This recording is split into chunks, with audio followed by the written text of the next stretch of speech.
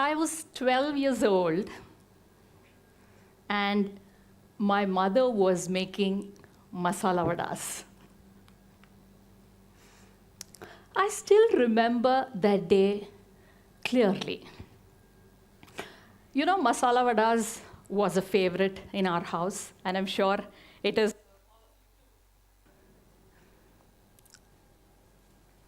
My mom was an awesome cook. We were a family of 5, and my mom, every batch she made 6 vadas, okay? Each one of us had one. One would go into the dabba for my dad, who was at the clinic, and there used to be one remaining.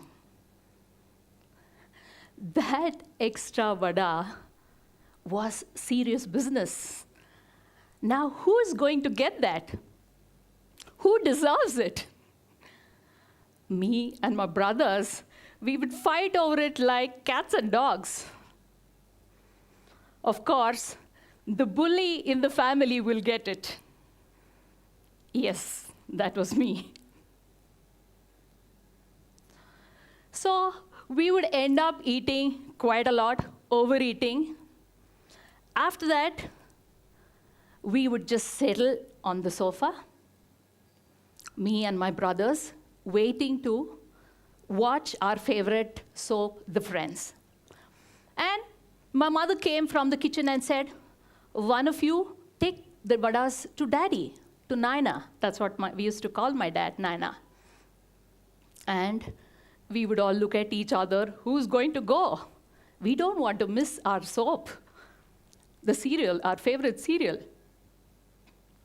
And then they all looked at me, my brothers.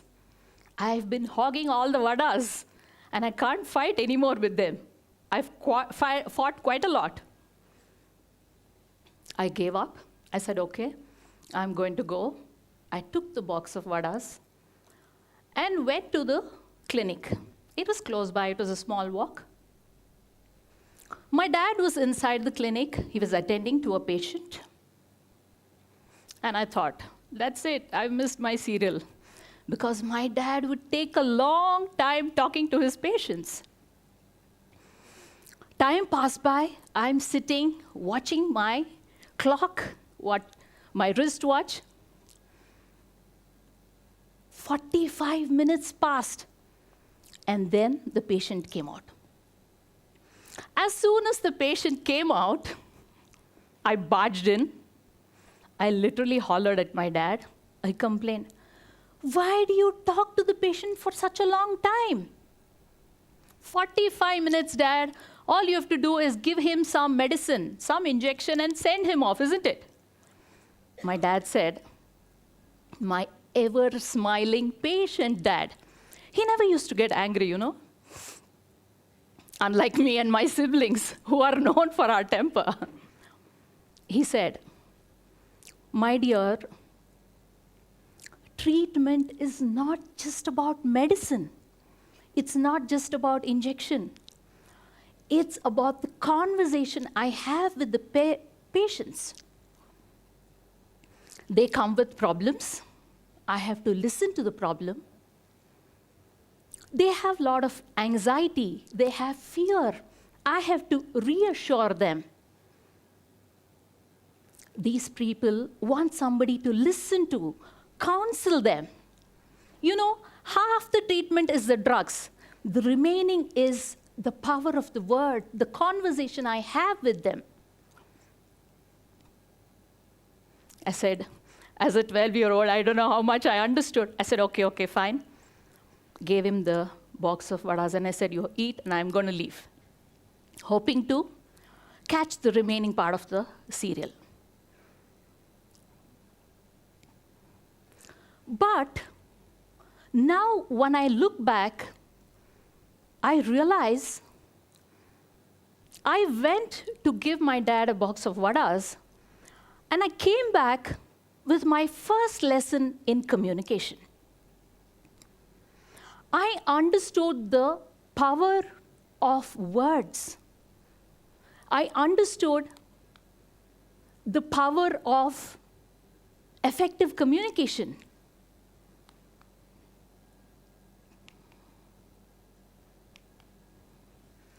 Communication is not just about speaking. It's about listening. It's about making a person feel seen, heard, understood.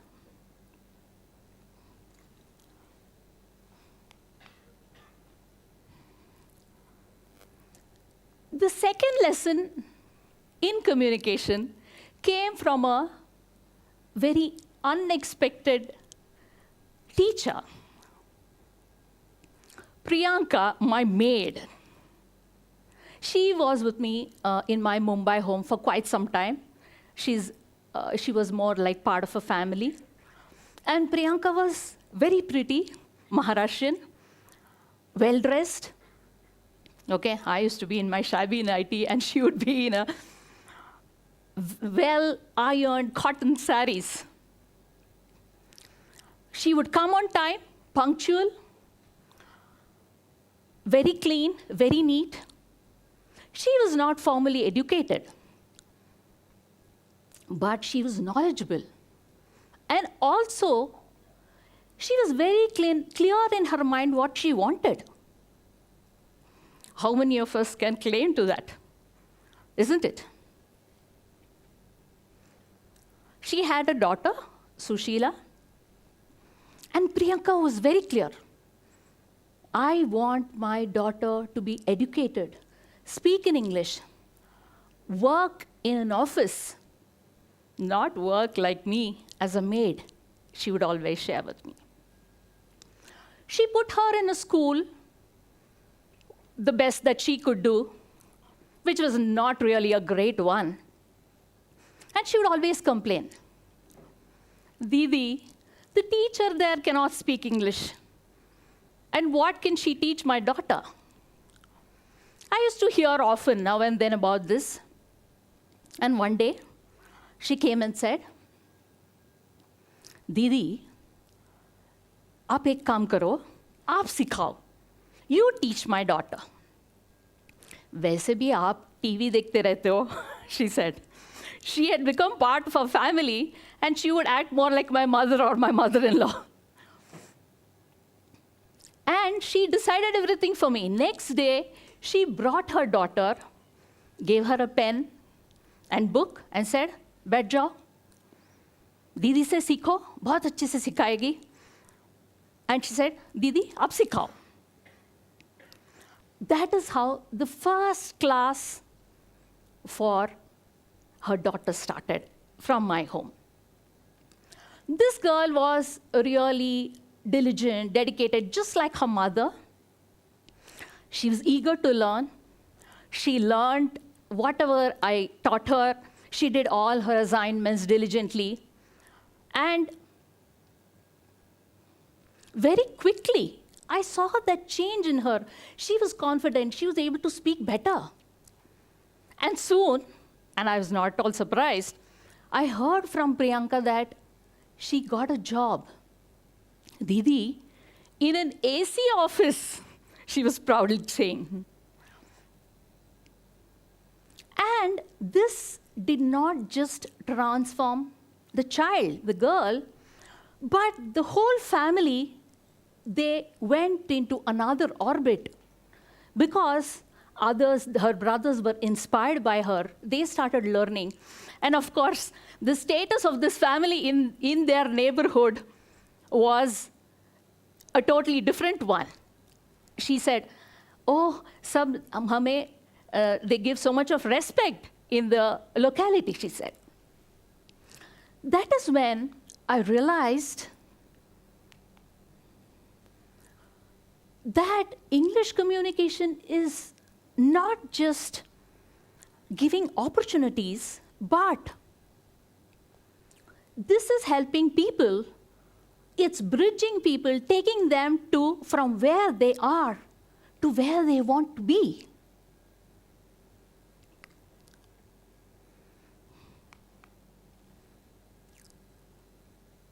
The next lesson came for me in a very ordinary circumstances when I was watching television. It was September 5th, 2014. Our dear Prime Minister Modi ji, he was addressing, it was a Teachers' Day address. He was addressing the nation, and he said something on the lines of, Bhai aur behno, every educated citizen, whether you're a doctor, you're a lawyer, step out of your house, spend 1 day, 1 hour in a government school, teach them. If our country has great teachers, our country will go to greater heights. That's what he said. I was listening to him, and my husband, who was sitting right next to me, he nudged me. He's talking to you, he said. You've always been talking about doing something great, achieving something. All you're doing is talking. Why don't you do something, he said.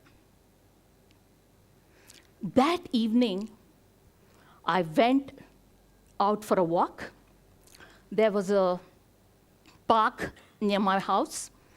Right next to that, there was a chawl, a slum, as you can call it, because that is the beauty of Mumbai. You have a high-rise with all CEOs and CFOs, and right next to that is a jhopatpatti. That is the beauty of Mumbai. I went there. There were children playing in the park. I called one boy, and I said, Angrezi seekhna hai? That boy, a Mumbaikar, he's street smart. And he asked, Paisa lagega? I told him, Paisa nahi lagega, it's free. Paisa nahi lagega, he said, and went and called all his friends. They all came and sat down, and that was our first class.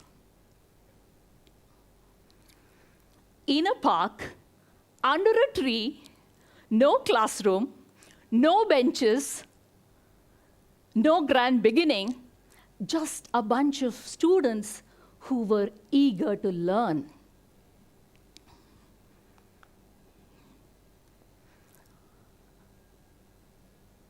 You know what I realized that day? That English communication is aspirational. Because these people, even that small child, understood, this is going to help me in life. I want to do this. And of course, there is a symbol, status symbol attached to it in our country. English educated people, people who speak fluently in English, are looked at in a different way. And this was aspirational. That day was the birth of Aasha, which is an acronym for Aao ab seekhna hoga aasan. It was in Hindi because I started this organization in Mumbai. And all it said was, come, learning is going to be easy for you. It started off with 1 student, then slowly 10 students, and soon, before we realized, we've had 10,000 students in Aasha. And also, we did something beautiful happened. We built a community of 3,000 teachers who want to do something, who want to help the nation, who want to empower the underprivileged. Our students not only speak confidently, they speak on such stages, on such platforms, they bag internships, they have got amazing job opportunities. Our latest success story is of a boy from a remote place in Karnataka who bagged a 19 lakhs salary package, which is not a small feat. That helped me realize it's just not language, but it's opportunities these people are getting.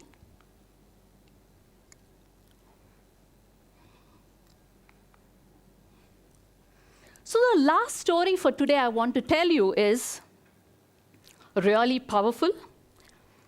This student, 45-year-old Sunita, she was in a great job, and she came to us for interview preparation.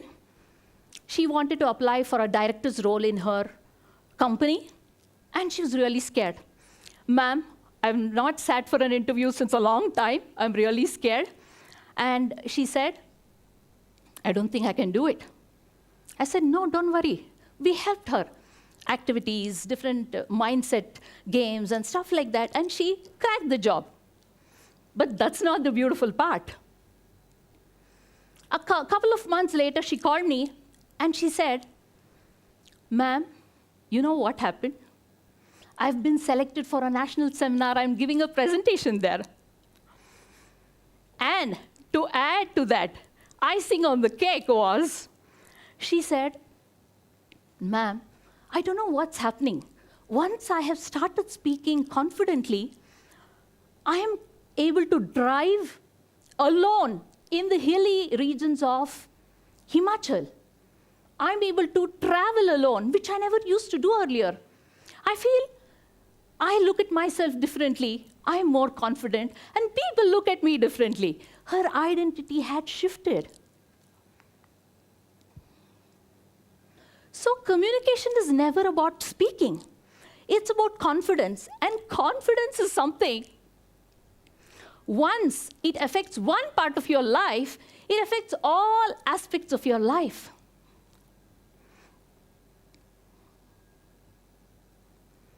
So that is why I teach communication. That is why Aasha exists. It's not just to help people speak. It doesn't just improve conversation. It improves lives. Thank you.